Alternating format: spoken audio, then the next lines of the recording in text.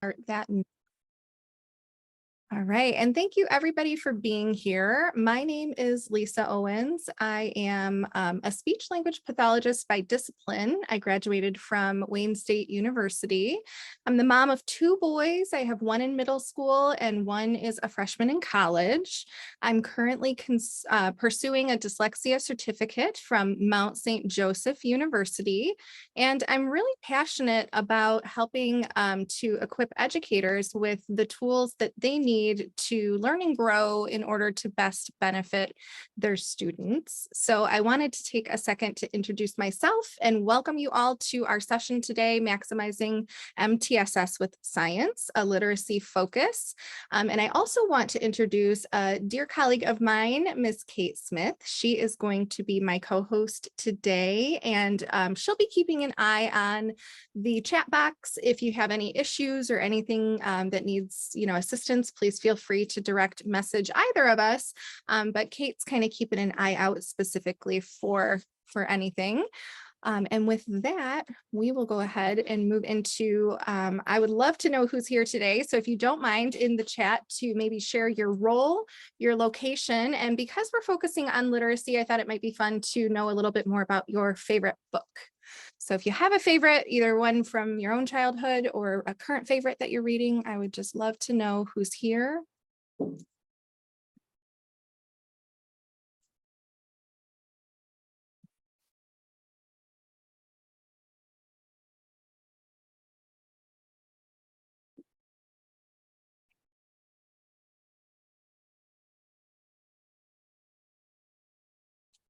Oh, thanks, Kate.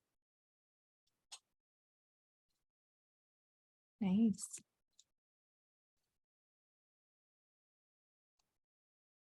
Awesome. Lots of MTSS coordinators and consultants, I see. Great expectations. Oh, Anne of Green Gables. Nice. I guess I should share my favorite. My favorite is definitely Farmer Boy by Laura Ingalls Wilder. I read it every couple of years. It's just one of my faves. Early literacy coach. Hi, Anne. Ooh, Insight Online School. Nice to see you, Mary. All right. Well, thank you so much for introducing. Keep those coming in. It's so nice to know who's here with us. I want to take a moment just to cover some acknowledgements. The content that we're going to talk about today definitely derives from work including the Michigan Department of Education, our technical center here, Doctors Anita Archer and Stephanie Stoller, as well as the National Reading Panel. But I do have a full resource list of all the different, people and research that I tapped into in order to develop this content. So Kate's going to go ahead and drop the slides and today's handout in the chat so that you have a copy of it. And if you want to access those resources, you can absolutely take a look at the reference list. We have some general agreements for today's virtual session. We've all become pretty familiar and adept at this virtual learning thing, but I would love it if we could have engagement, just to help make this the most productive and meaningful time together. If you don't mind to plan to participate in chat and breakout rooms, polls, and things like that, and then just return from breaks in a timely manner so that we can keep the show on the road. At the end of this session, we are going to share a evaluation form that you can share your feedback. It would be greatly appreciated if you did take a couple of minutes to fill that out. We have a little bit of an informal competition going on here at the TA Center to see who can get the most participation. So I would love to be the winner of that if you don't mind to take part in our evaluation for this session. The purpose of today is to help to build your literacy capacity, your leadership capacity in defining the science of reading, as well as increase your ability to leverage multi-tiered systems of support through meaningful integration between the science of reading and MTSS across the tiers. We've got some intended outcomes for today. I'm really hoping to define MTSS and the science of reading with you, as well as review the reading brain. I'd like to take some time to identify limitations between MTSS and the science of reading when meaningful integration is either incomplete or absent. I also want to help facilitate recognition of those key integration points between MTSS, the science of reading, as well as the science of instruction. And then finally, I hope that you acquire the knowledge that is required to critically examine if current tiered supports, core instruction and interventions align with the science. Our agenda is going to take us through 5 sections. So we're going to kick it off in section number 1, defining the science of reading and multi-tiered systems of support. Then we're going to move into the reading brain. Section 3 is the limitations and barriers that we talked about. And then 4, we're going to start that navigation integration process looking at tier 1. And then finally, we're going to do a look at the advanced tiers 2 and 3. And we're going to take a look at data-based individualization when we're thinking about intensification. All right, so we're going to get started here in defining the science of reading and multi-tiered supports. But first, I would love to know what comes to mind when you hear the phrase science of reading or reading science. So I'm actually going to share a Mentimeter. If you've never used Mentimeter, you can scan this QR code that I'm going to share, and Kate's going to put a link to the website as well as the code in the chat. But this is going to allow you to generate a word cloud. So that's coming your way right now. All right, so you should be looking at our Mentimeter. So I would love to know the words or phrases that come to mind when you hear science of reading. So our QR code is here at the bottom, but you can also go to menti.com and enter that code in order to access this as well. Oh, how do we read? And the way that this works, if something's used more than once, that word is going to become larger in our word cloud. Ooh, nice.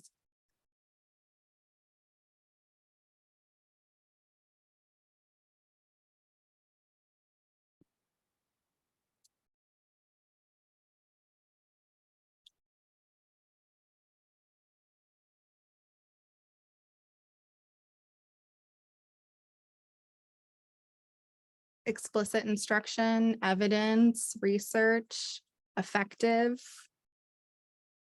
learning for all.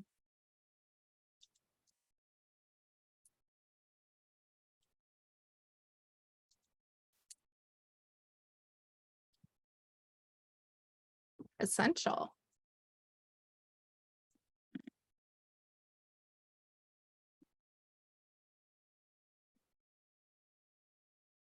Nice. It's just helpful to kind of take the temperature of, the room and sort of understand what everybody's coming into this conversation with. And I really appreciate your participation there. So thank you so much. All right.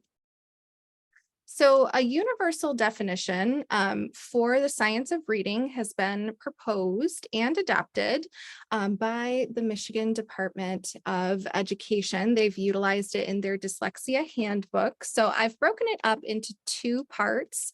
We're going to go ahead and take a look at the definition as it's been adopted and written here.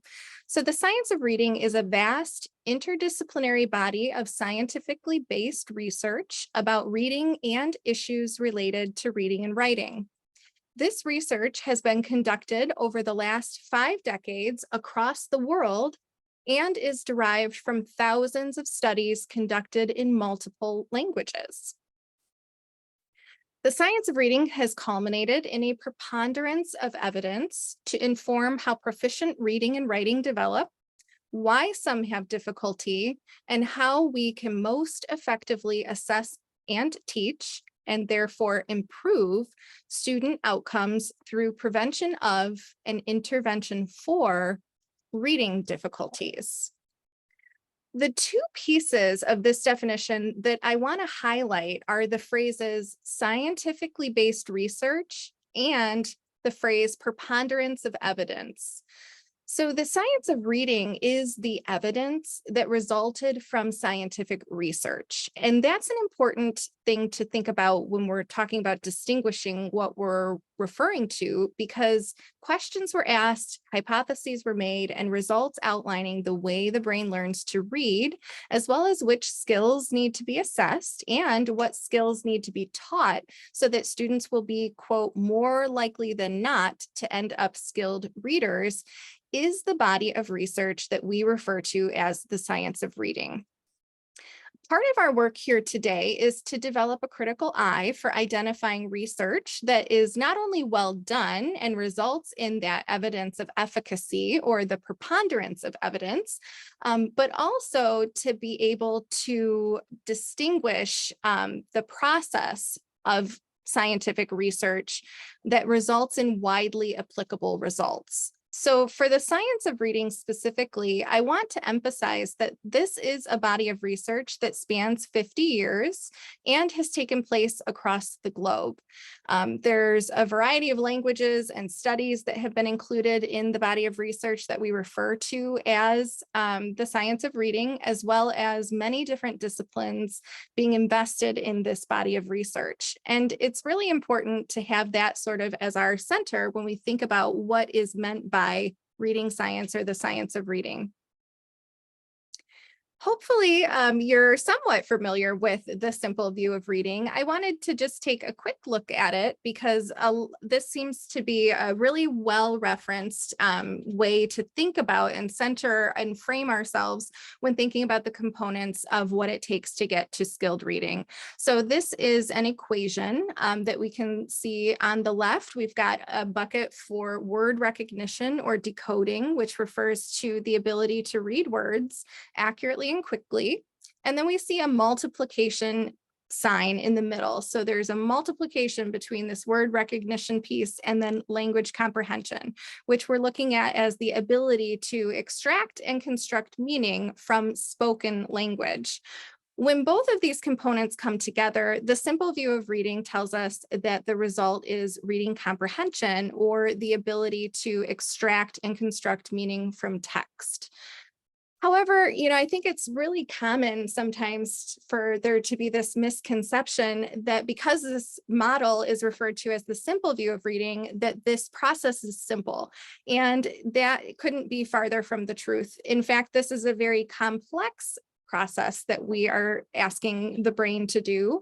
And so to look at that and expand on it a little bit, we want to consider an expanded version of this simple view of reading, where we can really see the critical component of language across both of these pieces and into reading comprehension, which is the intended result.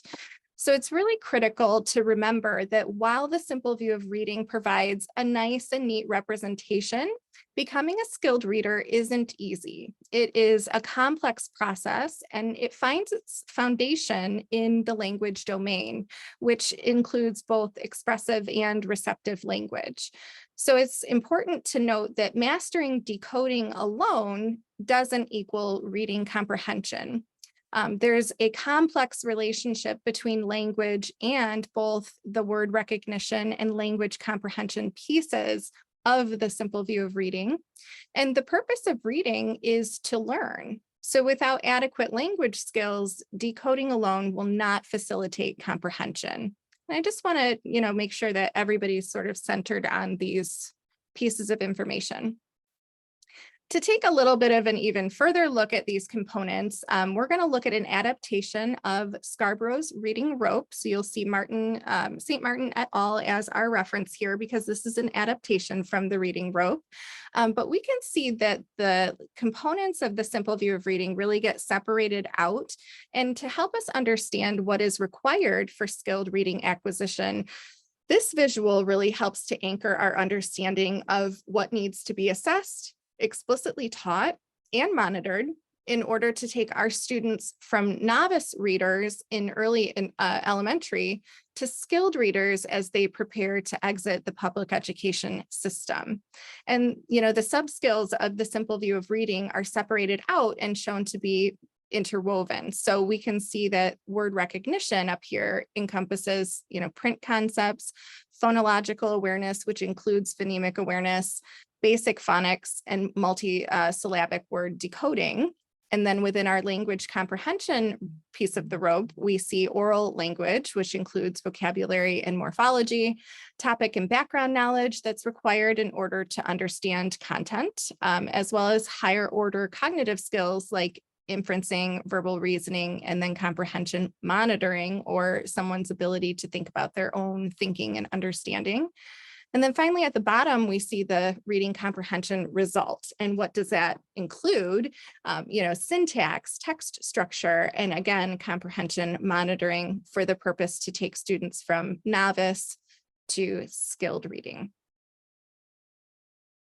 So I want to make sure that we anchor ourselves in what the science of reading is and what it isn't. In education, I feel like science of reading has definitely become something of a buzzword. And while this growing awareness of the term is really encouraging, misinformation and myths about what it is and isn't definitely have opportunity to spread and result in the potential for confusion. So I was hoping to break this down a little bit. So the science of reading is a culmination of research. We see that right in the definition. So the science of reading is the result of the 50 years of research across disciplines, languages, and areas of the world. And why is this important? It really goes back to the process of needing to support all learners. And so this research is widely applicable to all brains. Which is our next bullet. It is universal. So the result of that research revealed how the brain learns to read, as well as what happens when the brain struggles to acquire this skill. And this really translates to the research being applicable to all students. So this includes English language learners, students with dyslexia, those who are typically developing, those who are gifted. So basically any brain in the classroom. Next, the science of reading provides guidance for assessment and intervention practices. These were revealed in the research, identifying what skills need to be assessed and, to a lesser degree, which instructional methods to employ when teaching the components necessary for proficient literacy acquisition. This next bullet is two-part, so I think of it kind of as a twofold. On one hand, when we're thinking about something being data-driven and the science of reading being data-driven, the science of reading requires the use of meaningful assessment and progress monitoring to inform instructional decisions and monitor skill acquisition. But also the process of the scientific research itself that resulted in this body of information was driven by the data showing how the brain learns to read. And then finally, the science of reading resulted in evidence for best practices in teaching learners how to read. So we've covered what it is. So we're going to flip now and talk about what it isn't. The science of reading is not a program or a curriculum, so it's not a tangible item for purchase. The principles of the science of reading inform educators and stakeholders regarding the necessary pieces for proficient reading, as well as the way that the brain synthesizes information in order to crack that code of print to apply meaning, but it's not a curriculum. It's also not an ideology or a fad. So the science of reading is not an idea. In contrast, it's evidence-based and it's based on scientifically backed research, and the results of which were found to be most effective for most students. And finally, the science of reading is not complete. So the research for, the science of reading is ongoing and progressive. What we do know shows us that the science of reading requires facilitation through the addition of directionality and implementation infrastructure in order to be effectively implemented for classroom instruction. So when I think about the science of reading, I really visualize it as a compass, like a handheld navigational tool. And as a navigational tool, a compass can be critical to ensuring that you're headed in the intended direction. But that being said, all by itself, a compass really does little else than inform you of which direction you're facing. So it can't tell you anything about a specific area or what routes to take. It simply lays out the direction. And so just like travelers with a compass, in order to effectively apply what the science of reading tells us, educators really require structure. So before we jump into that, I have another Menti. I would love to know, in response to these 3 prompts, how you would rate yourself on your kind of knowledge of the different components of MTSS. So I'm going to share that now. And it's going to work much the same, except it's a self-rating scale this time. But same code, you can scan it with your phone. So here it comes, or you can type in, and I think Kate's going to share the link in the chat. All right. So for question number 1, I can summarize the philosophy of MTSS. Second, I can explain the 7 guiding principles of MTSS. And then finally, I can list the 5 essential elements of MTSS. And this isn't, the function of this is really just for self-awareness and also to help me kind of understand where knowledge is in the room, so that we can have this conversation be the most productive that it can be.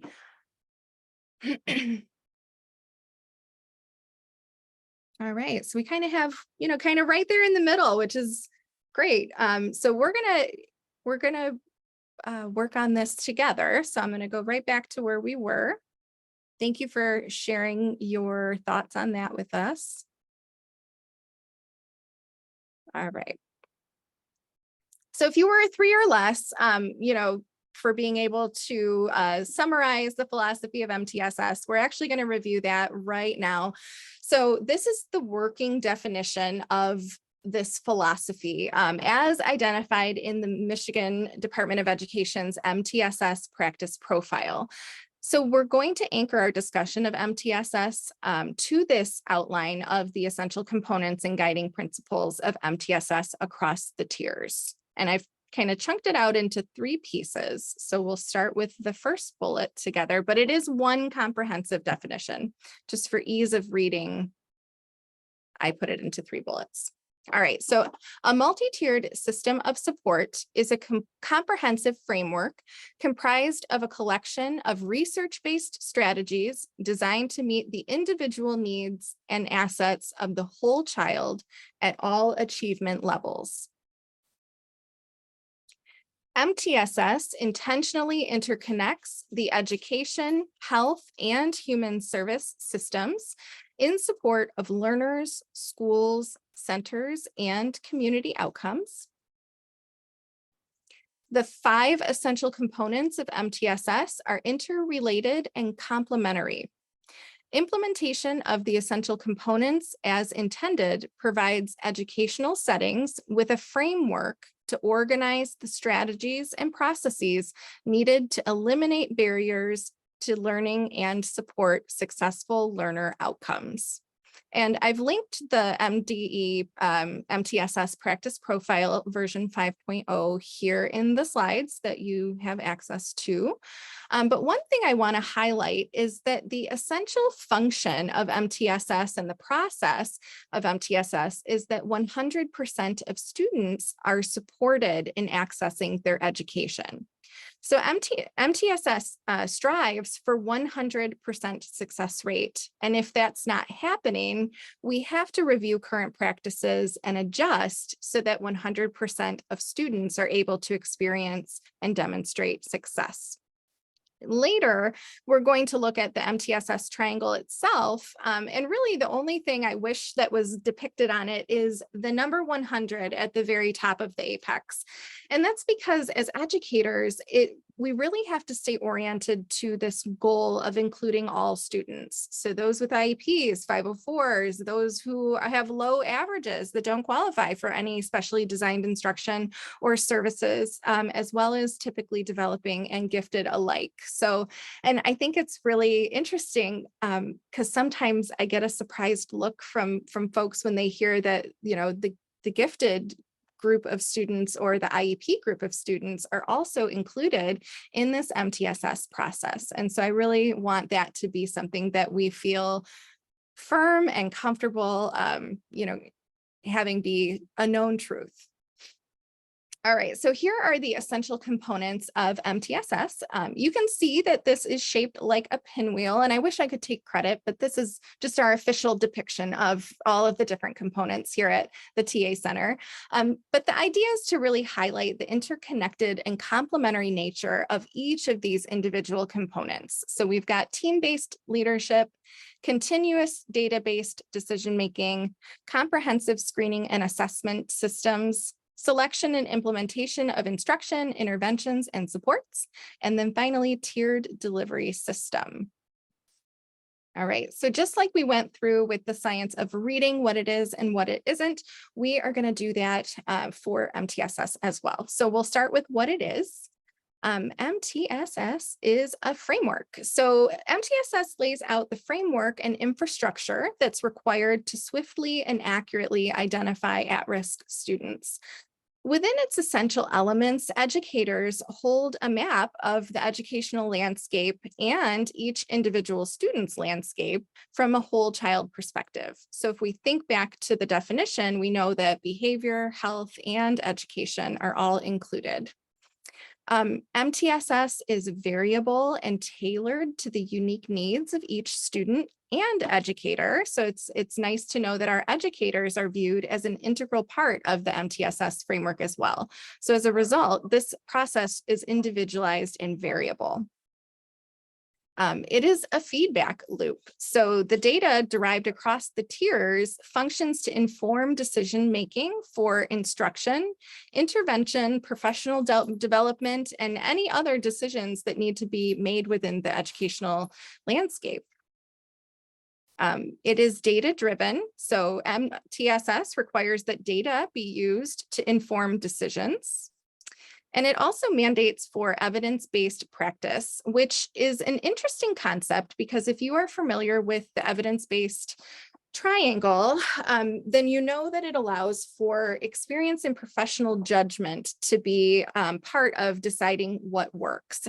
And so there is sort of this subjective piece that is included in evidence-based practice, but it's helpful to keep in mind that we also need to keep the other side of that scientifically backed research and the efficacy evidence at the center of what we're finding to be most effective and evidence-based. All right, and then finally, MTSS charts our course to an intended destination. And in our case, it is skilled literacy for all students. So we're going to switch gears and take a look at what MTSS isn't. This should look familiar because much like the science of reading, it is not a curriculum. So MTSS isn't a curriculum. You cannot walk into an educational supply store and ask to purchase MTSS off the shelf because it is an idea. It is a system or a framework. It isn't static. So this process will not look the same for every building or student or you know, anywhere that you find yourself. It's not going to look the same. It is variable and dependent on need. And that's really the beauty of the MTSS system is that it's applicable no matter where you find yourself. It is also not simply one practice or initiative, but rather it's a system that's designed to allow all students to access their general education content. And with that being said, it is not exclusionary. So MTSS includes all students, like we've chatted about briefly. So those on IEPs, English language learners, gifted students, typically developing students. No one is excluded from the framework, including our educators. And so when I think about MTSS, I visualize a paper map, and I highlight paper map because it's important. As a navigational tool, physical maps provide travelers with a representation of an area. And if you've ever attempted to travel anywhere using a paper map, and I recognize that I am slightly dating myself here, you know that they require ample, meaningful interpretation on the user's part. And they become much more useful and functional when they're combined with additional tools and information, like, for example, a compass. So my map is limited by my skills and ability to interpret and utilize it functionally. And while a paper map can chart an area, they don't tell you where you are in relation to the representations that they show. And they also don't have the ability to inform you of the best way to get to your intended destination. So in isolation, a paper map really just lays out the terrain. And so when I think about it that way, with all this talk about paper maps and compasses, you're probably thinking, yeah, girl, that is why I switched to Waze or Google Maps or something like that. And I think it's brilliant. I have done the same thing. But I wanted to kind of think a little bit more about what makes these tools that we prefer now so much more effective than their predecessor. And so if anybody has any thoughts on that, like, you are welcome to unmute or pop it in the chat to share your thoughts. What makes these tools so much more effective, these high-tech navigation tools?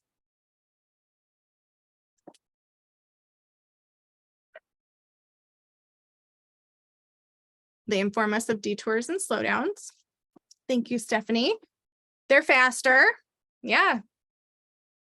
You can pinpoint an exact location. They do a lot of the heavy lifting. That's a really good way to think about it, Sarah. Deanna says they can easily change as the environment changes. Yeah, and when I was thinking about this question to myself, it really boils down to data.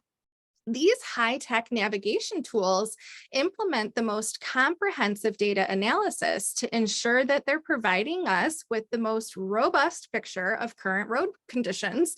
And, they're mostly up to date, they're mostly accurate, but new data is collected constantly. And as the conditions change, so do the recommendations for routes and travel time and any other things, that you might need when you're navigating. So with that being said, how well do you think you would fare if you were required to go back to those low-tech relics? Personally, I know that I would have to put in a lot of effort to successfully use them at this point, because GPS has oversimplified this very complex task of navigation for me personally. And in education, we don't have the luxury of going on autopilot. So every decision made in our world really has a ripple effect, and many of those effects we won't see for years at a time, potentially. So being tasked with equipping young people with the tools that they need to be anything that they want is a huge responsibility. And in order to do it well, we really, as educators, need to leverage our resources. All right, so a little reflection. I want you to think back to the words that you thought about the science of reading in light of what we've just talked about. Have they changed at all? Would you update your words or add any or remove any? And what about your comfort or confidence with those MTSS questions? If anyone's willing to share their thoughts or perceptions so far, you feel free to unmute or type it in the chat. I would love to know. Responsive.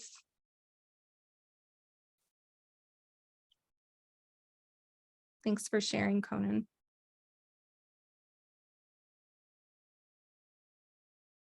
Did anything stick out, or was there a light bulb moment for anybody?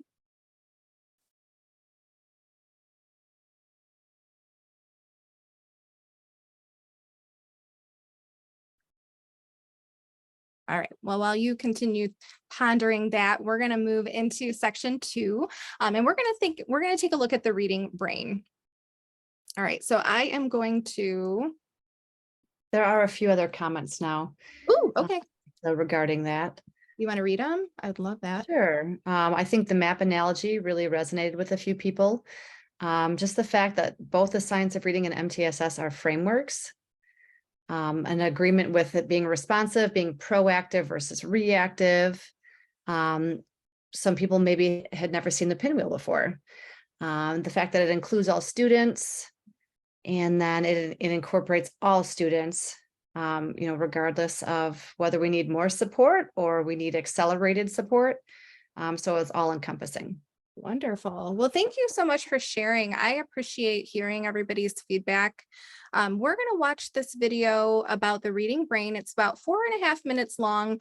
I think it's a worthy watch. It's going to help us to anchor ourselves in the task that we're asking our students and educators to embark on.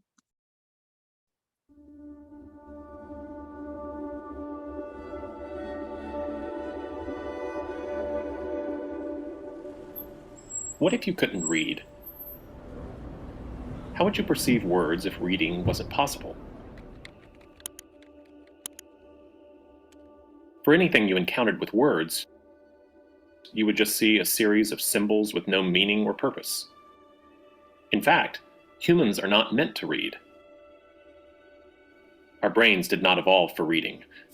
Our brains are extraordinarily organized from the time we are very young for speech processing. The same is true for our vision. Reading, on the other hand, is not innate and requires the collective activity of many areas of our brain. Babies already have a sophisticated spoken language and visual system, but to learn to read, our brains must be trained to connect our visual system with our spoken language system, actually changing the way our brain codes phonemes and connects those sounds to meaning.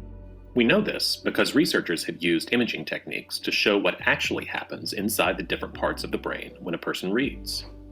When we read the word ingredients, for example, it activates the occipital lobe in the back of our brain in the same way any other visual stimuli would. This visual area in the brain instantly analyzes the visual features of the word. From here, it quickly moves into an area that cognitive neuroscientist Dr. Stanislaus Dehaene calls the brain's letterbox, or visual word form area. This is where we store our knowledge of letters, recognize single letters, letter combinations, whole words, and acquire the knowledge of patterns of the written system of a language. Scientists have measured the activity in brains of literate and illiterate subjects and detected brain activity in various parts of the brain that are changed by learning to read. Brain scans confirm the letterbox is only activated in people who have learned to read, and it will only activate for the known letters in direct proportion to reading scores. When we learn an alphabetic language, we change the way our brain codes the sounds of speech, attributing these phonemes to different letters. This process literally changes the neurological processing that happens in the visual cortex in our brain. But it doesn't stop there. Learning to read requires first recognizing the letters and how they combine into written words in the letterbox area, and then connecting them to the coding for speech sounds. Reading and comprehension is achieved most efficiently by first teaching letter-sound correspondences. Consider the word ingredients from our recipe. The word is associated with its meaning in the temporal lobe. At the same time, the brain detects the sounds needed to say the word. Once a child can recognize letter-sound correspondences, the anatomy of the brain changes and creates a whole new modality for language input. The child can identify words and recognize them auditorily to then access their meaning. This process develops yet a second route to support reading, going from vision to meaning. Hence, the idea that there are two routes of reading is a critical piece of all models of the process of reading. We know that reading is not hardwired in the brain, but scientists have studied what happens inside the brain to become a skillful reader. Attention, active engagement, error feedback, and consolidation are the four pillars that Dr. Dehaene calls the secret ingredients of successful learning to help students learn more efficiently. Because the brain can change to learn new things, Reading teachers should employ explicit instruction methods that strengthen the neural pathways and allow students to become strong and successful readers.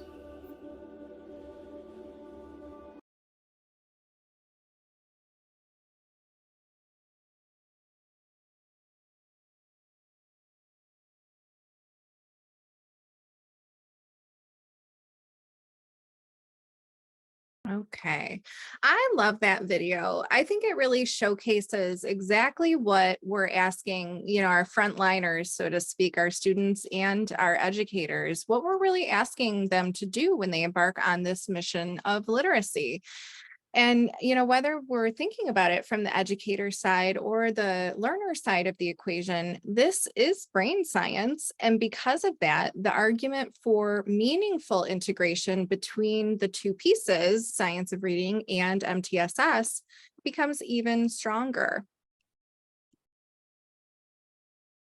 And this is just a visual of the brain that they discuss in the video. That was sort of a nice little crash course, but this is, another way to look at the brain if you want to reference it. And, the science of reading is applicable to any brain. So capitalizing on that when we're mapping out decisions regarding assessment, instruction, instruction intensification methods, it's not only wise, it's a way to equitably bridge the achievement gap. So before we move forward, I just really want to reiterate that while literacy is a language-based skill, oral language is innate in humans, meaning that the brain was designed to speak and comprehend spoken language. But in contrast, written language, it was invented, and it was invented about 5,000 years ago. So as a result, our brain requires explicit instruction in a number of specific skills in order to connect abstract print to meaning. And this process takes place on the same neural networks that are used for processing language. So it's just this huge process that's happening. It's a huge undertaking that's happening in the brain. So if we return back to our thoughts on the simple view of reading, this process is not simple at all. All right, so independent of one another, we're going to move into section 3, thinking about the limitations and barriers for the science of reading and multi-tiered systems of support. And when we think about these variables independent of one another, the science of reading and MTSS each highlight a lot of different strengths and powerful ways that educators can use all these different pieces to increase student achievement. And districts on kind of a larger scale are able to use that same information in order to evaluate and increase their staff capacity. But each of these is limited in their own respective areas of the educational navigation process. So I really want to keep that compass and map analogy in mind as we think about the individual limitations of these two components. All right, but first, a quick reflection, and you don't have to share, but if you feel like sharing, you absolutely can. When is the last time you accessed a research article? For some of you, I'm sure it's recent. For others, maybe it's been a little while. But here's the second and more, I would challenge, more important question.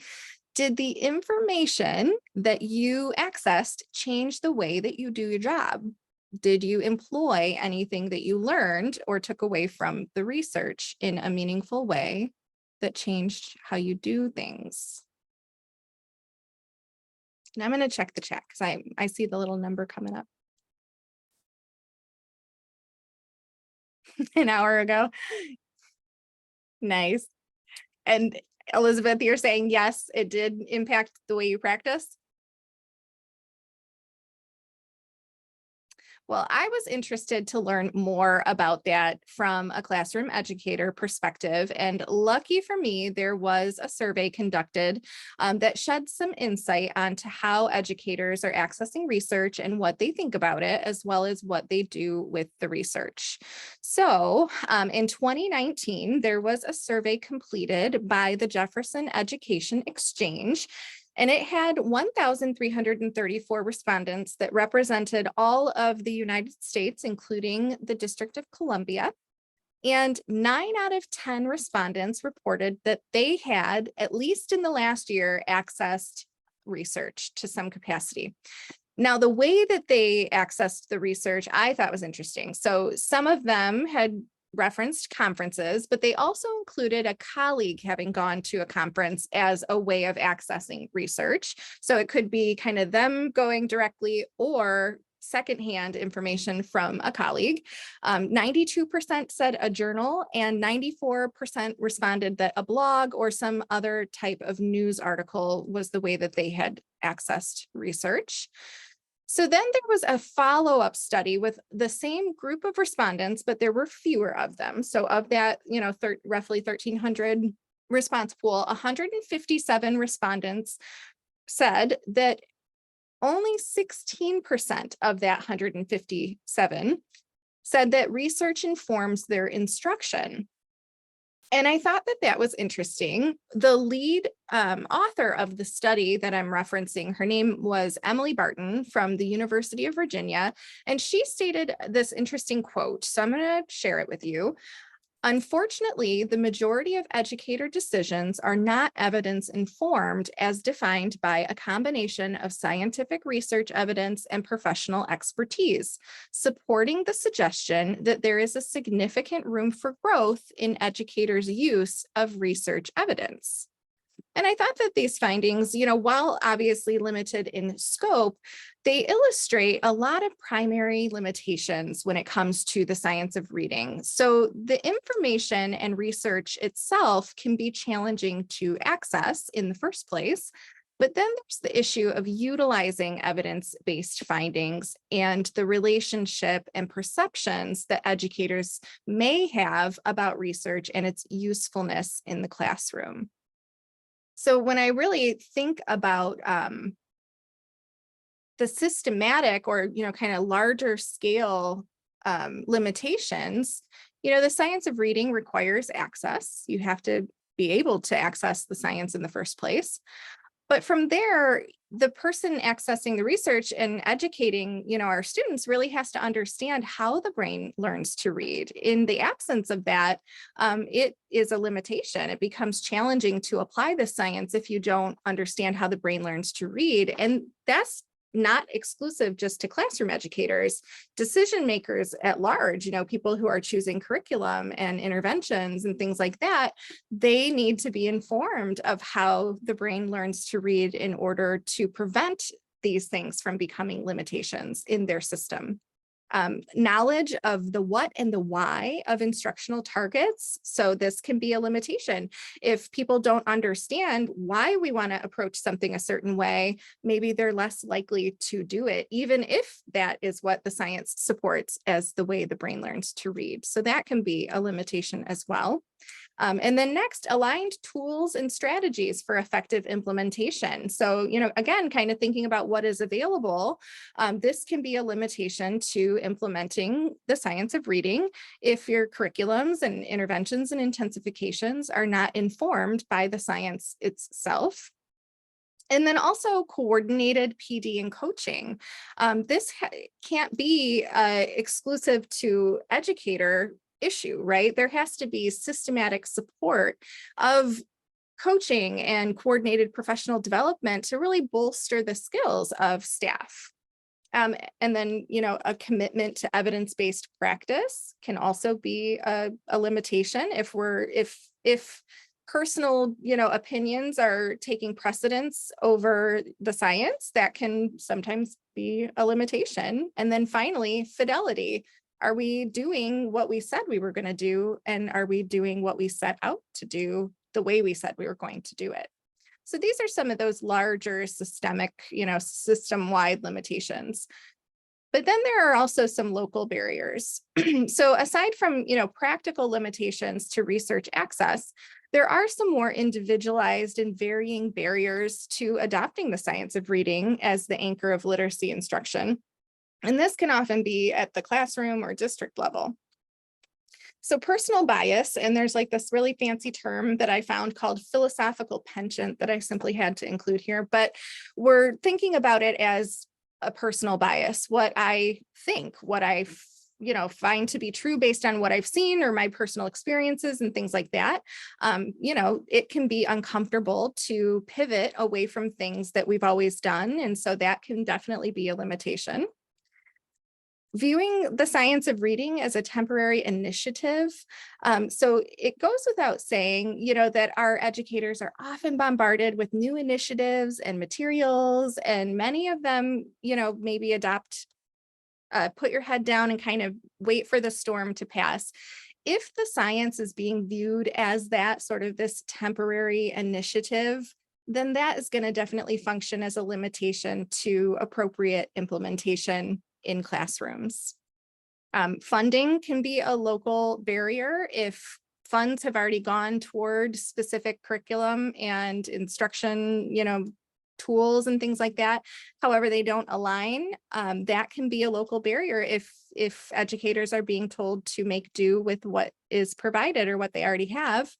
And then finally, cognitive resources and burnout. I have a lot of educator friends. I think we kind of operate in herds. We all stick together. And I don't know that I've ever seen the amount of just exhaustion among my colleagues and my friends. And sometimes some of the biggest barriers are the realities of the day-to-day grind. So, we can see that sometimes we are in a challenging season for education, and expecting educators to go it alone when it comes to independently figuring out how to apply the science without that top-down support. It's not only overwhelming, but a lot of people are not going to be able to do that. So sometimes, survival mode wins. All of these together can definitely be local barriers to implementing what the science tells us is true about the way that the brain learns to read. And the Michigan Department of Education weighed in on this. So I'm going to give you a moment, maybe like a minute, to read through. Is there anybody who would prefer me to read it aloud? Because I'm happy to do that, but I thought if you wanted to read it to yourself.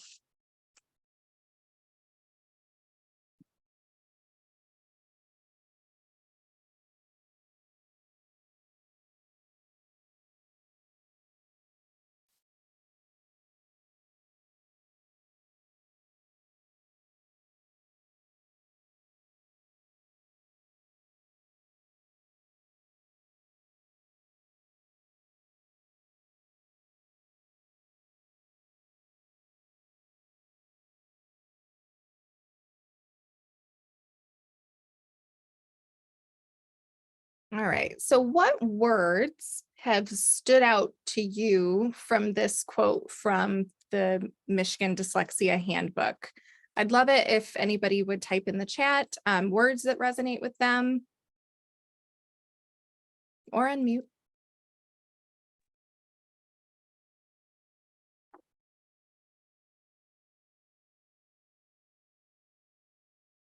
Like, what's being asked? What are we being asked to do?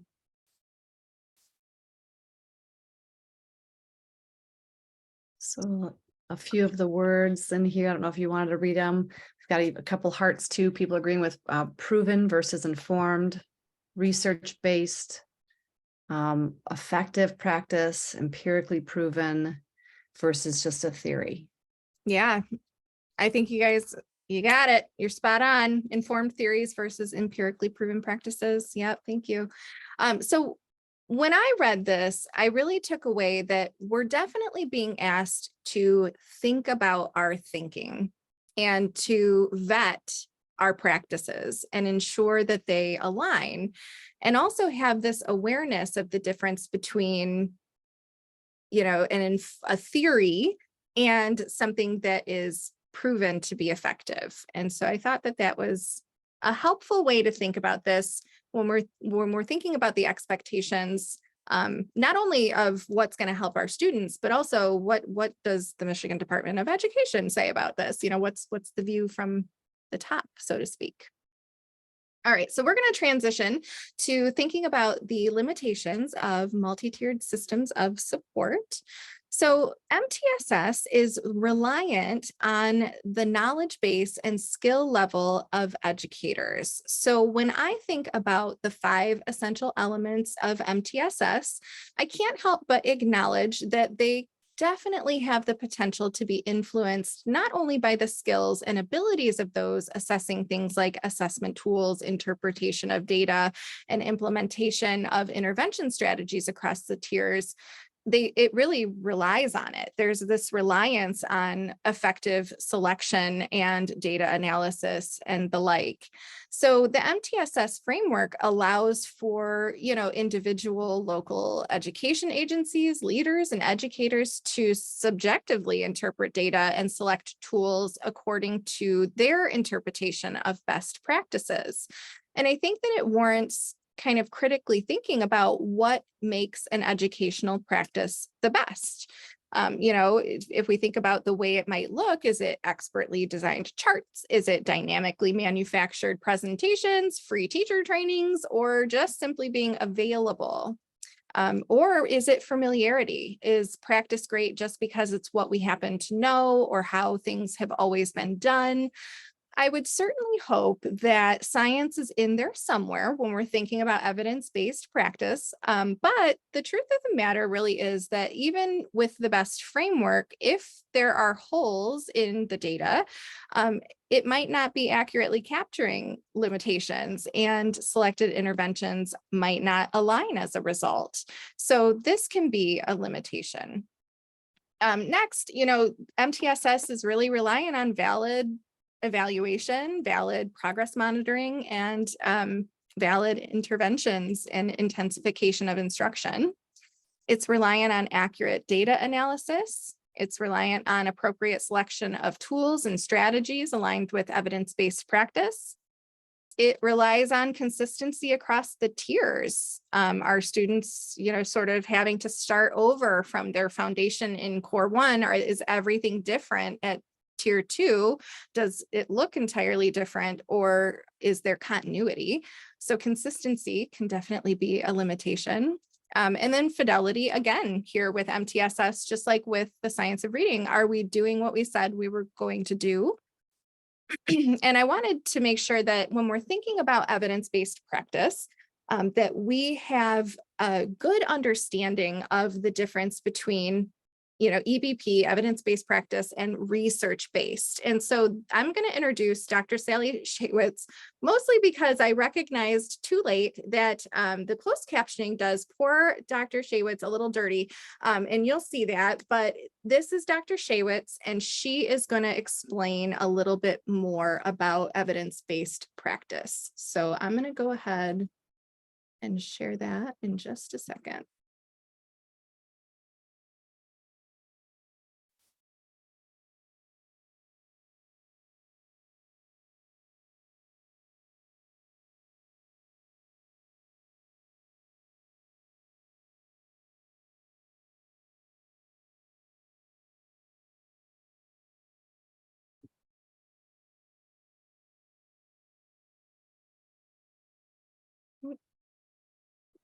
Sorry, it's not working the way I want it to. Hold on one second.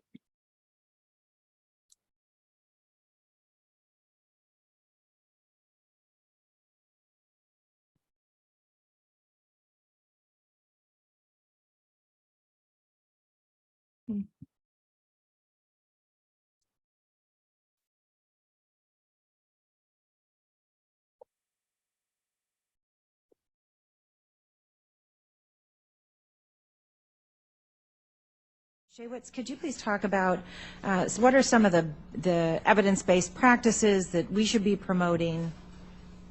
Thank you. I'm happy to do that. But I think first it's important to differentiate evidence-based from research-based.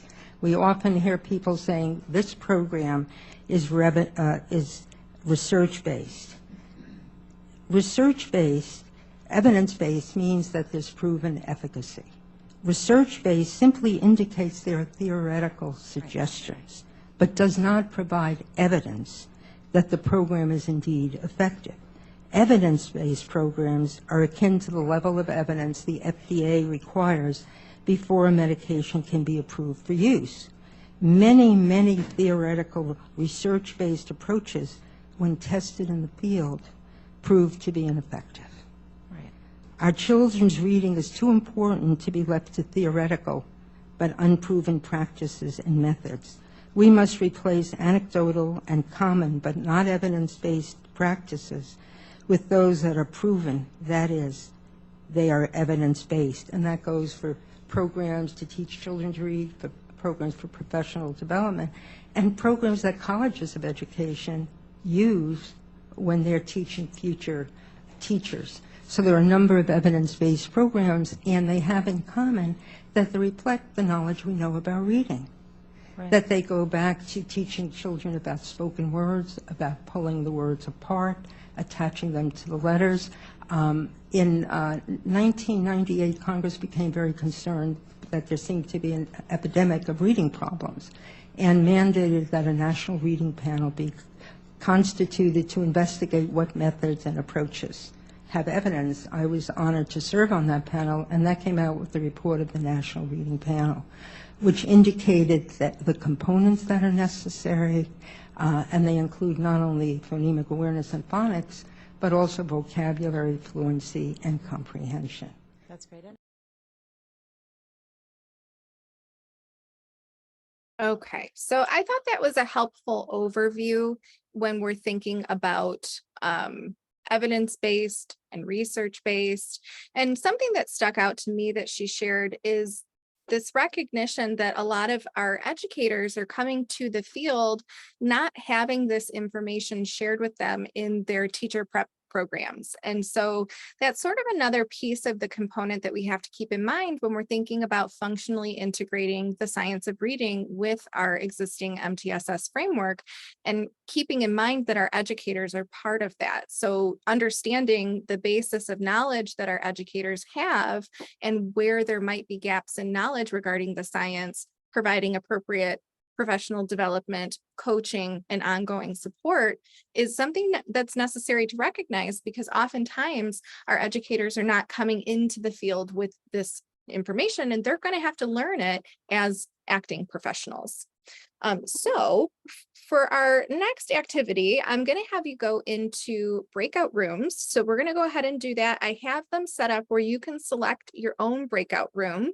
And I'm going to go ahead and launch that now. But the prompt, the question that I'd love you to discuss based on everything that we've talked about so far, what are barriers to the science of reading and MTSS in where you serve? Like, what can you identify as barriers to these two components where you serve? So I'm going to go ahead and open the rooms. If you want to copy, I typed the question in the chat. If you want to copy that to bring that over, because I believe the chat will disappear when you head that way. Thank you, Kate.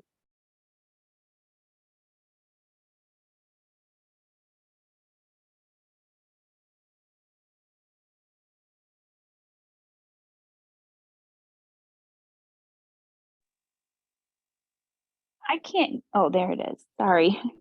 No, that's okay. Thank you.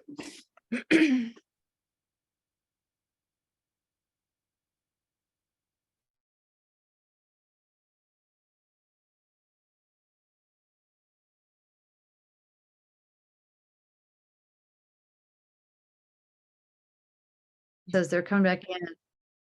Yeah, I'm going to go ahead and pop that back on. All right. Well, thank you to everyone who participated in the breakout rooms. I thought now would be a good time to take a break. So we're going to go ahead and do a 7-minute break. So that's going to put us back at 4:47. If you can plan to come back from the break at 4:47 and just let me know you're here, either type in the chat box or let me see your face on the camera would be great. So I'll see you guys in about 7 minutes.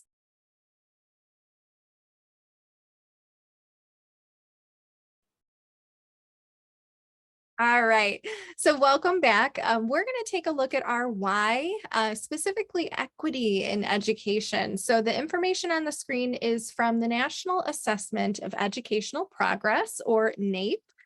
If you're not familiar, they are responsible for putting out what's called the Nation's Report Card every year. And so these are small, and I don't expect anybody to read them, but they're just there so that we can kind of reference. I do have them linked on the slide if you're interested in looking at them further. But this is the information from 2022. And, our why is really that currently literacy rates are not improving for Michigan students, which requires re-examining of what is happening with instruction, what's working and what isn't. And so that's our why, is really to educate students. The foundation of our work as educators is to promote an equitable education for all. And a key component in doing that is understanding what each student needs. Based on research, we know that explicit instruction in the foundational components of skilled reading, so think back to the skilled or the simple view of reading and the reading rope, this should result in the majority of students becoming proficient readers. So again, meaningful integration of the science of reading and MTSS results in an equitable education for all students. And intentional integration results in educators being equipped and supported in meeting this goal. And I really liked the graphic here on the screen that we're looking at. I came across it when I was in a professional development for equity, and it highlights what we're facing in our diverse learner body. We have, we experience vast differences in learner skills and abilities in any given class. And we need to be cognizant of that when we're making choices. So I was, kind of really interested in thinking about what does equity look like in education? And, this is more meant for a personal reflection, just kind of think about that and what does that look like in your context? And what do you hope for it to look like? What should we all be hoping for it to look like? And before we dive into the integration, I wanted to highlight that this complex problem solving process that we are referencing with the multi-tiered system of support, it isn't unique or isolated to the field of education. So we're going to borrow a concept from cognitive psychology called sense making. Sense making is defined as an active two-way process of fitting data into a frame or mental model and fitting a frame around the data. Neither the data nor the frame comes first. Data evoke frames and frames select and connect data. When there is no adequate fit, the data must be reconsidered or an existing frame may be revised. And sometimes I think in education, especially, it can feel a little bit isolated, like we're trying to solve these huge problems. And so I wanted to highlight that this process of complex problem solving we're not alone in this. Other industries are also doing their own forms of these very complex problem solving navigation processes. They just refer to it as something different. And so it's the thought of sense making here, but it's utilized by the Department of Defense, Information and Technology, and many other industries as a process to create situational awareness and understanding, specifically in complex situations and those with uncertainty in order to make decisions. And so that kind of got me thinking about when we're looking at the process of integrating the science of reading and multi-tiered systems of support, it's essentially a task of sense making. Our complex problem in education is to facilitate skilled reading in all students, and our decision is what to teach and how to teach it, which brings us back to the science of reading and the science of instruction. So we have, the data and this framework. We have empirical data through the science of reading and MTSS framework. And that in and of itself is a process of instructional decision-making from a whole student standpoint, which includes evaluating and building the capacity of educators. So we're really, again, talking about thinking about our thinking, or metacognition. So I just wanted to kind of bring that to light of, we aren't alone. There are other industries also having to do these complex problem solving tasks. And really, this is what we're being asked to do, is this concept of sense making. All right, so we're going to look at integration and leveraging systems in science, specifically in Tier 1. So in order to effectively reach our destination of skilled literacy for all students, we have to focus on what to teach and how to teach it. And part of this work really requires that meaningful integration between the science of reading and multi-tiered systems of support. So I wanted to do a pop quiz. There are often a lot of ideas about the different things that impact student achievement, some of which we as educators can control and some of which we cannot.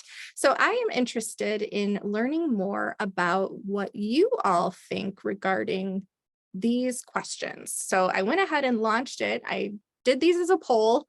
So it should be a true false question at the top. And then there is a choice, a single choice question, and then a ranking order question. So the first one reads, socioeconomic status, true or false? Economic status impacts student achievement more than positive family or home dynamics. So what do you think? Do you think that's true or is that false?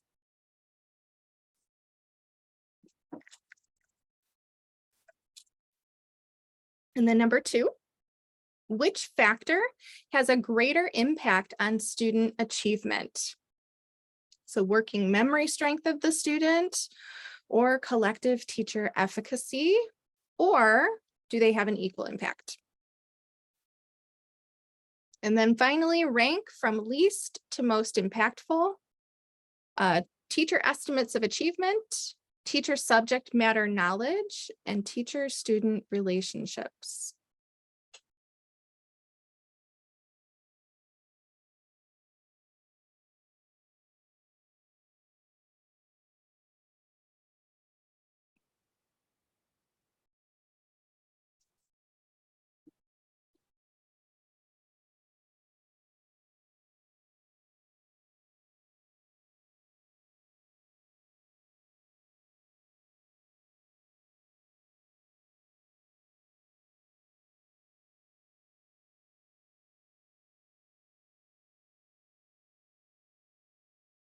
All right, I'll give you just maybe 15 more seconds. If anyone, it looks like we have 88% participation, so thank you. I love that. But if anyone else wants to jump in before I share the results, and then we'll go over the answers. So, and this is just to bring awareness to the things that we look at as educators as being impactful, the things that we can control and those that we can't. All right, so I'm going to go ahead and end our poll. And I'm going to share the results. They're anonymous, so we'll just see the numbers.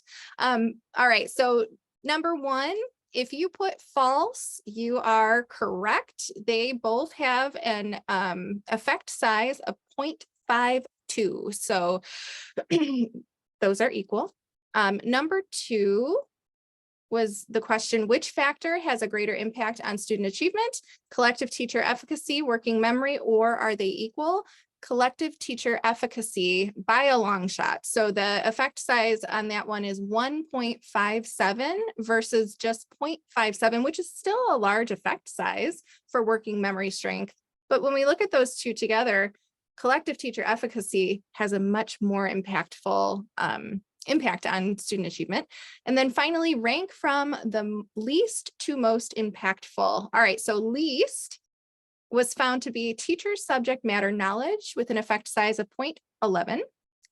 Teacher-student relationships came in second with a 0.52 effect size. And then finally, student or teacher estimates of achievement came in with the largest impact at 1.29. So I thought that those were just interesting, right? It's so interesting to reflect on what we think impacts achievement and then seeing the data about what research has found to be most impactful. And we really can't have this conversation without referencing the man himself who completed this meta-analysis, Mr. John Hattie, and he is on the screen here along with this really nice visual representation of the research findings that he completed. So this visible learning chart is linked in your resources. And I thought it was nice because it categorizes all of the different components, color codes them based on the effect size. And it was just a very user-friendly way to take a look at this information. And then, Oh. Sorry, before you move on, there was a good question about, and I want to clarify, so feel free to unmute if you put this in the chat box, but is it teacher belief in what their students can achieve? So when we were talking about teacher estimates of achievement, are we referring to what the teachers believe the students can do? So yeah, I believe so. I have the definition of collective teacher efficacy kind of right here on my slide, so I don't want to speak out of turn. I'm going to clarify that before I answer, but I believe that that is accurate.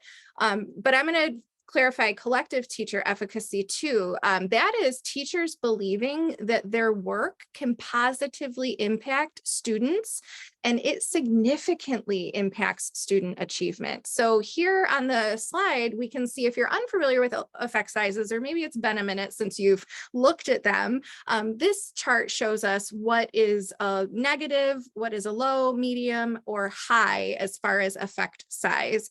And so we can see that 1.57 is really to the far right of the high end of the chart, versus some other things that may have a lesser impact or even a negative impact on student achievement.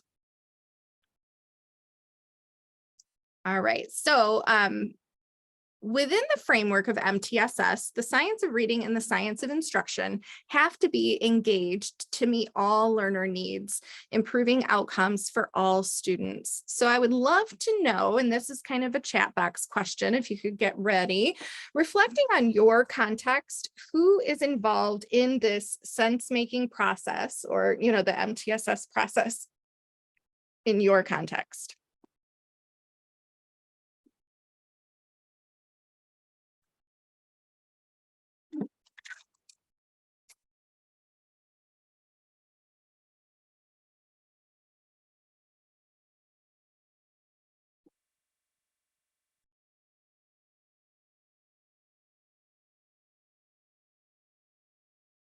And we're going to talk about it, so that's okay if we don't want to, if we're not feeling chatty.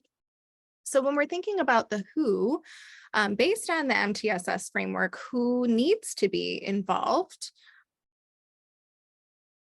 Parents, caregivers, students. Oh, I see everyone from teachers. Thank you, Deanna. Everyone from teachers to peer bros, principals, admin, students, parents. Beautiful. All right, so let's take a look at what MTSS has to say. So who? Parents, caregivers, students, building leadership teams, educators and support staff, so our ancillary staff members, speech language pathologists, school psychologists, and the like, admin and decision makers. So, those that are selecting resources and materials. And then how and what does this function? So where are these connections? When we're thinking about the science of reading and the science of instruction and MTSS, we're thinking about integrating explicit, systematic, diagnostic, cumulative instruction. And we're thinking about integrating for the purpose of providing an equitable education opportunity for all students.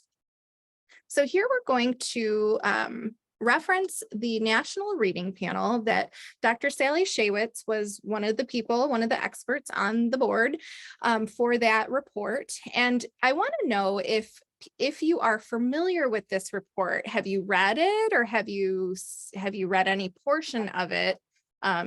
Yes or no? I'd love for people to respond in the chat and get a feel for your familiarity with the National Reading Panel's report.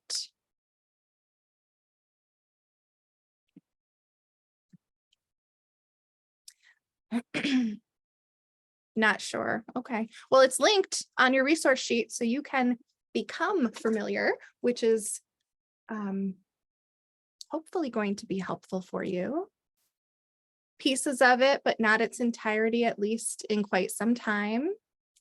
And I like that you mentioned in quite some time. So the National Reading Panel report is from the year 2000. And some people might think about that as being a long time ago. Why are we referencing research, from that time? And it's because the research hasn't changed. The recommendations haven't changed. So the research stands, and rather than putting, effort and money towards something that we already know to be true, this is a document that you can still refer to and look at when we're thinking about what needs to be in place for effective instruction. And so the National Reading Panel really outlined the components of instruction. So phonemic awareness, phonics, fluency, vocabulary, and comprehension. So these are the heavy hitters. These are the non-negotiables, if you will. We have to have instruction, and not just any kind of instruction. We have to have explicit instruction.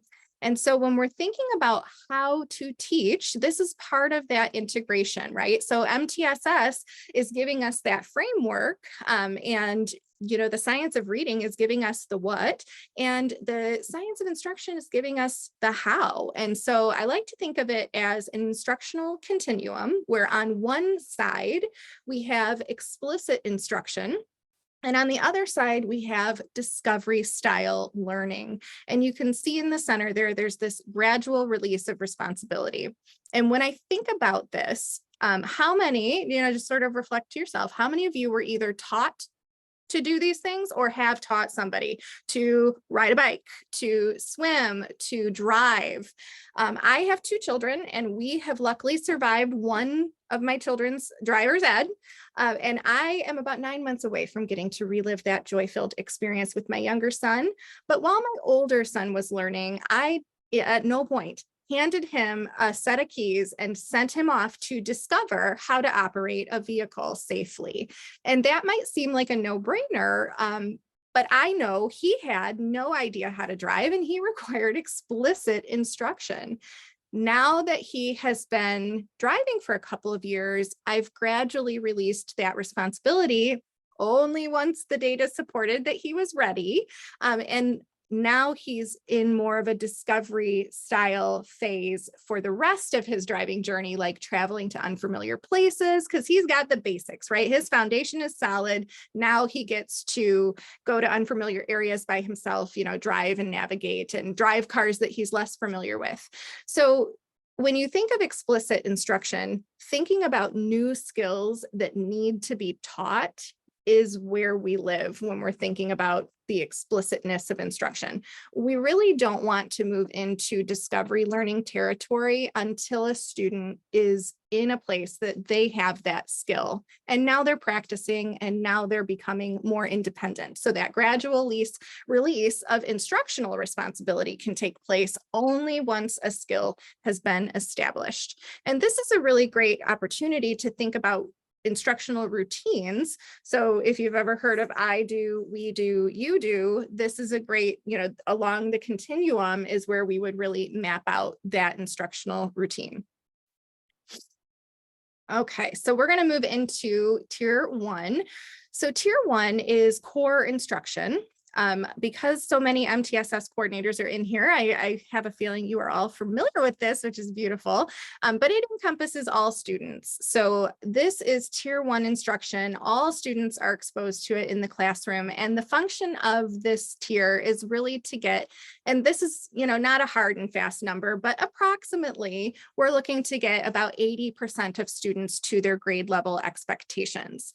If 80% of students are not, or they're roundabout, are not responding, then tier 1 instruction really has to be examined, because as we advance in the tiers, the resources required become intense, and schools simply can't support having the majority of students in advanced tiers of MTSS. And so we would want to take a look to see what's going on in our tier 1 instruction if it isn't functioning the way it's supposed to. And the way to get it to do that is that it needs to be high quality and aligned with the science.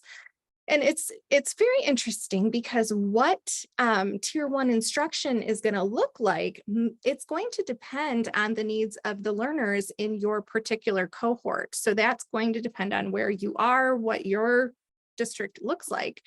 For example, if we were utilizing a data-informed process and we did universal screening for a kindergarten cohort, for example, and that screening found that for early literacy and expressive and receptive language skills, let's say those have been screened, finds that less than 10% of the cohort knows letter names, for example, then core instruction would be wise to address that need because it is the majority need for all of the students.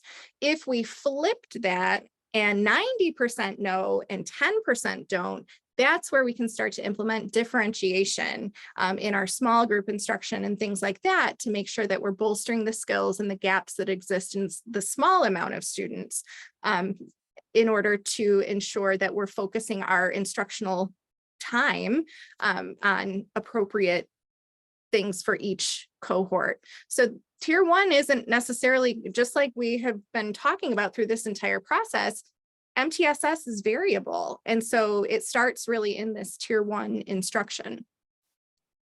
All right. And, just these last couple of bullets, when we're thinking about universal screening, we're trying to answer that question. Where are most kids? Who needs intensification? And the sooner we can find that out, the better. So let's take a look at what this integration at tier 1 is going to look like. And we're really considering integrating the science of reading and MTSS across the tiers, but we're going to focus on the elements that educators can control. So content, which is going to include high quality core curriculum with clear learning targets, scope and sequence, and adequate teacher training. And I'm not putting, this responsibility doesn't solely fall to classroom educators, which is why everybody in this process needs to be recognized and included, because in order to allow this to happen, we have to have decision makers and top-down support for this entire process. Okay, so we've got that piece in the science of reading and the science of instruction. And that's going to coordinate with MTSS by including elements like universal screening by grade in order to figure out who knows what. And this is going to help make instructional decisions. What do most students need? And then from there, we can bounce back to the science of reading and the science of instruction to think about instructional methods, explicit, systematic, differentiation, as we go through the tiers, informed by, in MTSS, the data analysis done by the team in order to monitor progress of our entire cohort in tier 1 in order to make these decisions. So this is kind of showing how these decisions are really connected and informing our entire process. It's very circular and it's a feedback loop. So high quality, we're going to breeze through this. I don't have a lot of, we're running low on time, and I want to touch on what the integration looks like at tiers 2 and 3 in those advanced tiers. So we're going to quickly move through this portion, but I want to share a few resources in a slide or two. So we're going to look at this integration. When we're thinking about instruction specifically, the components need to include, in order to have that alignment, systematic or structure. We have to have structure to our instruction, including an established scope and sequence. So no willy-nilly, we're not grabbing things from wherever. It really needs to be a planned, sequential process that makes sense in order to ensure that students have what they need to continue building, which you can see there's a parallels on some stairs here, and that's because we're building up from the foundation. Next, you see explicit, which we're going to talk a little bit more, and I have an excellent resource for you to dive into explicit instruction a little bit more. So clear, direct and deliberate instruction. And then finally, cumulative. So this is the sequential step-by-step skills are built upon each other in a way that makes sense for students. And this is one of the resources that I want to share. So these 16 components of explicit instruction are talked about in the book from Dr. Anita Archer, Explicit Instruction. If you're looking to dive into this topic more, that would be an excellent place to go to get extensive information on each of these components and pieces in order to better understand them. And then when we're thinking about instructional components, we're including things like phonemic awareness, and phonics. We are not going to have time for that activity. I apologize.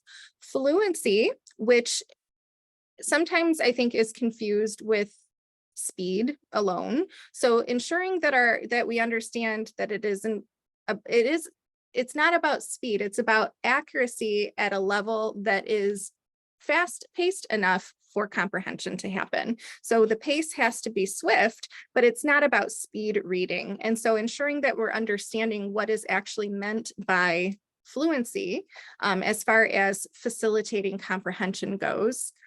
And then I wanted to ensure that we touch on instant recognition of sight words.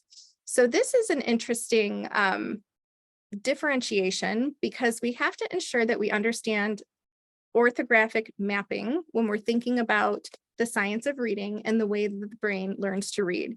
So when people say sight words, sometimes they're thinking about those Fry high frequency word lists, which are words that are often occurring in text and students run across them often. But in this context, in the context of the science of reading, what we're actually referring to is reading as if by sight. And so the process of that is that second avenue for reading, which we looked at in the video, where we get this direct line, and it's called orthographic mapping. So it's a brain-based process where words get stored in long-term memory, allowing for instant recall. And it appears as if students are reading by sight, but it's actually a process of long-term storage and effective coding of that word so that it is so swiftly done, it looks like you're reading as if by sight. Next, vocabulary. So when we're thinking about instructional targets in the realm of vocabulary, I have a good resource for vocabulary instruction if you're interested in doing a little bit more digging. Bringing Words to Life is a really nice book if you're interested in looking at vocabulary instruction specifically, targeting those tier 2 words and making sure, that there's an understanding of what is that and how do we effectively select words for instruction, explicit instruction. And then finally, comprehension. And I have one last resource if you're interested in doing a deep dive into comprehension. The Comprehension Blueprint by Nancy Hennessy is an excellent work that allows you to take a look at comprehension from many different components of language. And it's really good because we're not going to have time to dive deep today. That's just somewhere that you can go if you're interested in learning more about these components that need to be present in instruction in tier 1, as well as in the advanced tiers. All right, so what about when tier 1 isn't working? Our final section is data-based individualization, or DBI for short, and instructional intensification at the advanced tiers. So in order to effectively reach our destination of skilled literacy for all students, we have to focus on what to teach, but also how to teach it. And part of this work, we have to think about our complex problem and keep that integration of the science of reading and the multi-tiered system of support at the center. If you're unfamiliar with data-based individualization, it is a research-based process using data to determine not only when, but also how to intensify instruction. So it almost takes our larger process and feedback loop and really zooms in specifically on individual students. It's not a one-time fix, and we're going to talk a little bit more about that in our upcoming slide. So there are 5 steps to this process that would hopefully be being used when we're making instructional intensification decisions. And the first one is to implement an appropriate validated intervention program or standard treatment protocol. And I'm definitely going to tap into Miss Kate because she has an excellent series going on right now with one of our colleagues. So Kate, do you have anything that, I want to ensure that I'm covering this accurately and appropriately. No, you're off to a great start. DBI is typically embedded as one of the processes that an MDT team would use to help support the advanced tiers. So your tier 2 and tier 3 students that have not responded to that tier 1 instruction. And so Lisa is right, when it becomes definitely a more individualized, focused process based off of data and the implementation of a validated intervention program. So it does have to be an explicit instruction program that has specific features that are being used. And it can be for individual students or a group that might be in an intervention program with a teacher. So no, you're on the right track, but I am happy to answer questions about it later. Yeah, absolutely. So if there are any questions, please feel free to put them in the chat. But some of the things that Kate just shared should be familiar in the vein of the science of reading and the multi-tiered system of support when we're thinking about things like validity and fidelity. So the process of DBI is reliant on fidelity when we're thinking about doing what we said we were going to do. So a standard treatment protocol in the process of DBI is necessary in order to ensure that we know what's happening, we know what's positively or not positively impacting the learning outcomes of a student or a group of students like Kate had shared. Step 2 is progress monitoring. And this is really an important piece that we have to understand. When I was when this content was coming together, someone who was vetting it for me said, well, are you talking about monitoring progress or progress monitoring? And I was like, what? You know, like clarify, because that I need to make sure I understand. And so these are big ideas in education, but we have to ensure that we do know what we're referring to when we're saying progress monitoring. In tier 1, we're monitoring progress. We are looking at all students. We are ensuring that the cohort is moving along. Once we move into the data-based individualization process, so we're looking at intensifying, we've done all of that, monitoring of progress in tier 1, and a student is not progressing in the way that they should in response to this high quality science aligned instruction. Now what? That's where we need to implement, that's where the DBI process comes in. We implement the standard treatment protocol with fidelity, and we begin to progress monitor. And so that looks like individualized monitoring of progress based on this individualization using specific methods and a routine. So we're doing it at a specified time. We're doing it so often. So there are rules of engagement to this, and we want to ensure that we understand the difference between monitoring progress and progress monitoring, especially when it comes to these really critical decisions that are being made within, a student's education. If the student is not responsive to this validated intervention instruction program, then we're going to look at step number 3 of collecting additional data, and diagnostic data could be considered here. So functional assessments, informal, formal, the decision would be up to the team, but we may be looking at what other impacts are happening that are preventing this student from responding to the intensified instruction and individualized instruction. And then we would move to step 4, implementing an intervention adaptation. So there's going to be something that we change. We can't continue to do the thing that's not working because it's not working. And so we have to look at what can we alter in order to try to invoke change in the student's response. Then we're going to go to step 5, which is continue progress monitoring. So again, we're looking at, has the student responded to the change that we have made? And if they have, then we're going to continue going through this process. But if they haven't, then we're going to continue the intervention, is what I mean. If they haven't, though, we're going to repeat those steps 3 through 5. So you can see that it's very clear and organized. And that is alignment. That is aligning within what the science tells us when we're thinking about data and fidelity and understanding that we are doing what we set out to do. And we know what the students' skills are and where there are some deficits, and we can teach to those in this individualized decision-making process. So that is a very quick overview of DBI. I want to check the chat. Oh, thank you, Kate, for putting those in there. Okay. We're gonna do this really quick. Okay, so I'm going to launch a poll and I just want to know what you refer to these as. So let me go back.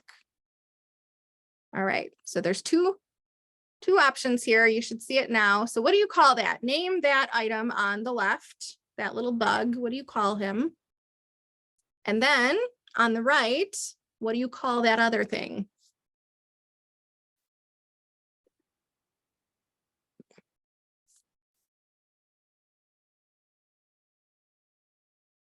Okay, so we've got 94% participation. Thank you for everybody who's participated. I really appreciate it. I'm going to go ahead and share those results. So we've got some, 63 to 38 here for lightning bug or firefly. And then for the other items, so we've got 7% saying water fountain, 93% saying drinking fountain, and apparently nobody's from Wisconsin because nobody called it a bubbler. And that is sort of going to segue us into our next section when we're thinking about continuity. So before we dive in a little briefly and quickly here at tiers 2 and 3, let's discuss alignment across the tiers and what does it mean to intensify instruction. So when we're thinking about instructional intensification, we don't want that to be synonymous with new cognitive demands. And so if we think about tier 1 as really building the foundation of instruction and then intensification building on that, we want to see there to be a building upon and a cohesiveness with instruction for the critical content. And so that coordination amongst everybody involved to ensure that all people responsible for instruction are doing so in a cooperative way and not creating new cognitive demands like we saw in the what's it called activity. If you're learning that this item is called a water fountain in your core instruction, but then you go to your intensification and now it's referred to as a bubbler, that cognitive demand starts the process of learning completely over again. And so when we think about alignment and continuity, we do want to ensure that there is some continuity across providers, across instruction, in order that students aren't being required to tax an already weak system, so to speak. So we want to build upon instruction in a way that allows students to appropriately intensify instruction. It shouldn't be entirely new and unfamiliar concepts. All right, we're going to quickly move here. So for tier number 2, this is not a tier for everybody. However, it should get an additional 7 to 15. And these are rough numbers. Again, these aren't hard and fast, but approximately 7 to 15% more students to their grade level expectation.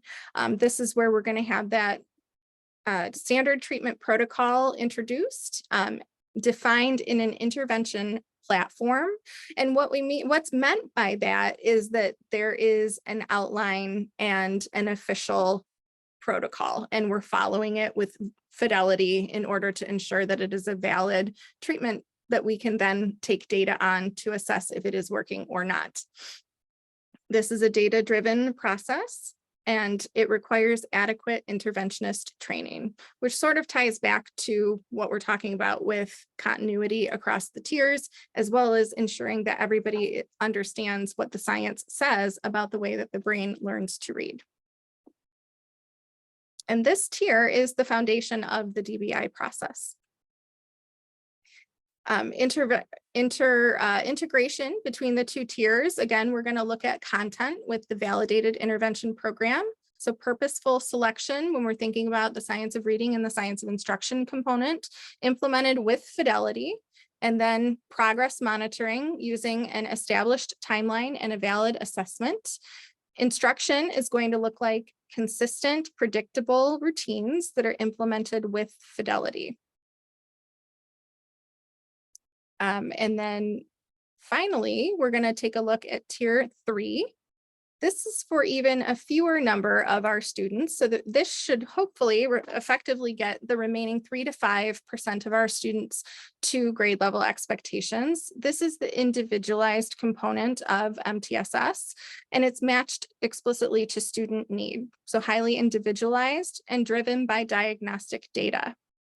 We want to answer the question, what is contributing to the lack of progress?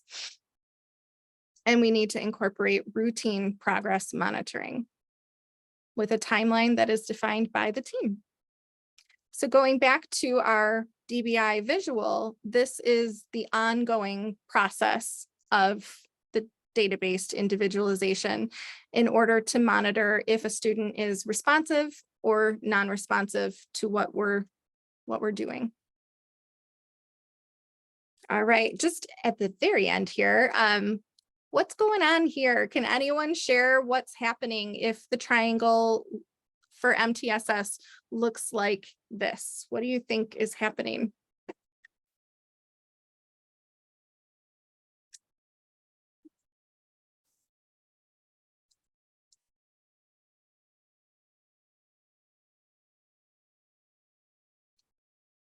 Need better tier 1 instruction. Issue with tier 1.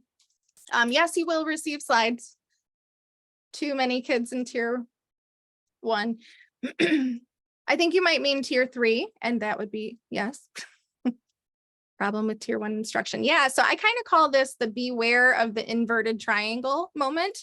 If this is what we're seeing, this is definitely a moment for pause to examine what's happening in tier 1 instruction. We touched on this a little bit earlier, but systems can't support this level of intense need at the advanced tiers. And so in order to effectively use our resources, this is where we want to really work to leverage what we know works for how the brain learns to read and implement that and integrate that into our existing MTSS framework. So as we, kind of wrap for today, a few things to take with you. This is a tier 1 issue for sure, meaning that core curriculum is not successfully getting the majority of learners to grade level. And these issues can't be solved. This type of an issue, if we're seeing this inverted triangle, it can't get solved at tiers 2 and 3 because staff and resources, they're not present. And so we really need to take a look at the decisions that are being made regarding tier 1 instruction and go back to utilizing the process of MTSS and the science of reading in an integrated way to address this issue that we're seeing go on in this illustration.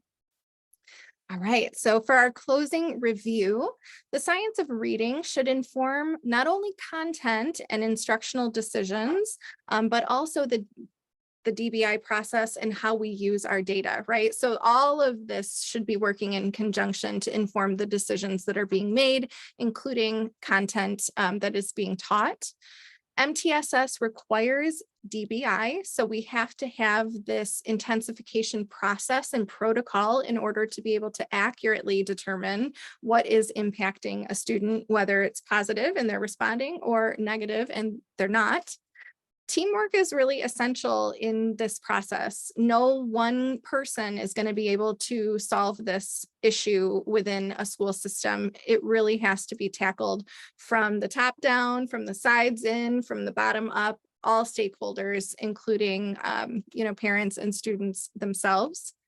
Top-down support is essential for system-wide science of reading and science of instruction implementation. We can't leave this to educators alone. That's not only unfair, but we need to support from top down. Fidelity is critical and continuity across the tiers matters. We can't place additional demands on students who are already experiencing challenges. We need to ensure that our teams are aligned and able to implement consistently with materials and terms and all different things to reduce that cognitive demand and allow students to really benefit from the intensification process. And finally, professional development and continuous support are paramount in the success of an MTSS system. All right, here is today's evaluation QR code, and then the link is also in the chat. So if you prefer to click and be sent over to the evaluation site, I would greatly appreciate it if you please take a couple of minutes. I do take your comments and feedback to heart. I won't, the TA Center strives to provide content that you are excited about and that matters and that will make a difference to you and help you to do the very best that you can, that you're already doing, but we want to add to that. So please fill out the evaluation form. And then I want to highlight really quickly, I'll come back to this QR code. We have a social emotional behavior symposium coming up June 26th and 27th. There is a registration link in your slides. And then I just want to make sure that we have lots of social media opportunities for you to remain connected so that you know what is coming up with offerings from the TA Center as well as on our YouTube channel. And then finally, our reference list. So I'm going to go ahead and go back to the session evaluation. I'll stick around for a couple of minutes if anyone has questions, but thank you so much for attending today. I truly appreciate it.